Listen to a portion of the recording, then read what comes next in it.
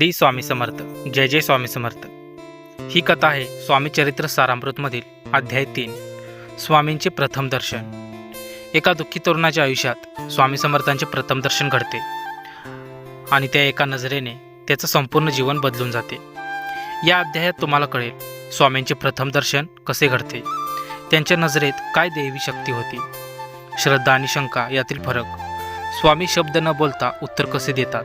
ही कथा केवळ ऐकण्यासाठी नाही तर ती अनुभवण्यासाठी आहे. व्हिडिओ आवडल्यास लाईक करा, स्वामी भक्तापर्यंत शेअर करा, चॅनेलला नक्की सबस्क्राईब करा.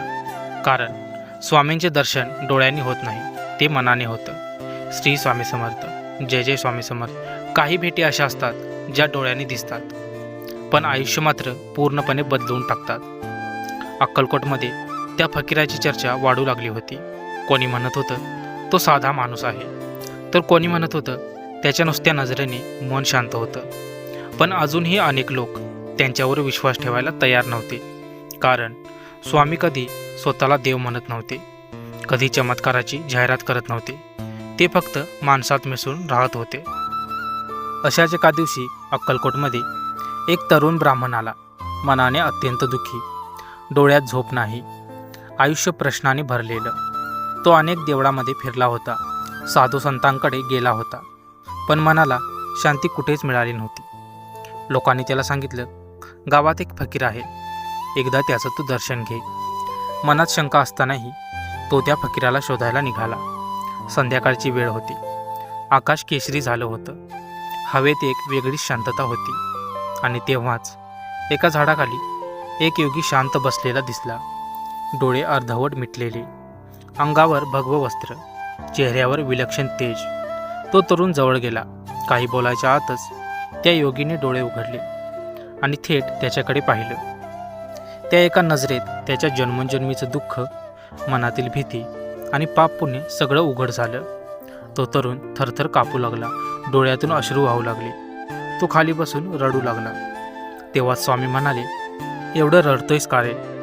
जे गेलं ते गेलं, आता पुढचं मी पाहतो.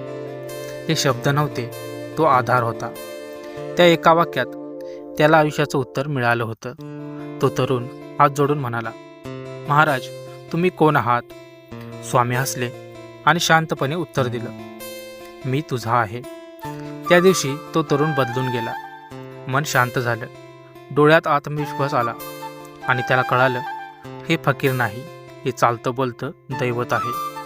त्या दिवसापासून अक्कलकोटमध्ये एक वाक्य पसरलं, स्वामींच्या नजरेत पाहिलं तर आयुष्य बदलतं. लोक दर्शनासाठी येऊ लागले, कोणी आजार घेऊन, कोणी दुःख घेऊन, तर कोणी मनातील प्रश्न घेऊन. स्वामी काही विचारत नसत, ते फक्त समोर पाहायचे आणि माणसाला स्वतःच उत्तर सापडायचं. काही लोकांना स्वामी रागावलेले वाटायचे, तर काहींना ते अतिशय प्रेमळ वाटायचे. पण सत्य एकच होतं, स्वामी जसे दिसत होते तसे नव्हते, आणि जसे नव्हते तेच खरे होते. ते म्हणायचे, दर्शन माझं नाही, दर्शन तुझ्या श्रद्धेचं होतं. ज्याच्या मनात शंका होती त्याला काहीच दिसलं नाही, आणि ज्याच्या मनात श्रद्धा होती त्याला देव साक्षात दिसला. अक्कलकोट आता फक्त एक गाव उरलं नव्हतं, ते बनलं होतं दैवी अनुभूतीचं द्वार. पण स्वामी अजूनही भक्तांना पूर्ण उघड होत नव्हते. कारण खरी ओळख होण्याआधी एक गोष्ट आवश्यक असते, परीक्षा. आणि पुढील अध्यायात स्वामी स्वतः भक्तांची श्रद्धा तपासणार होते, कोण खरा कोण खोटा हे ठरवण्यासाठी.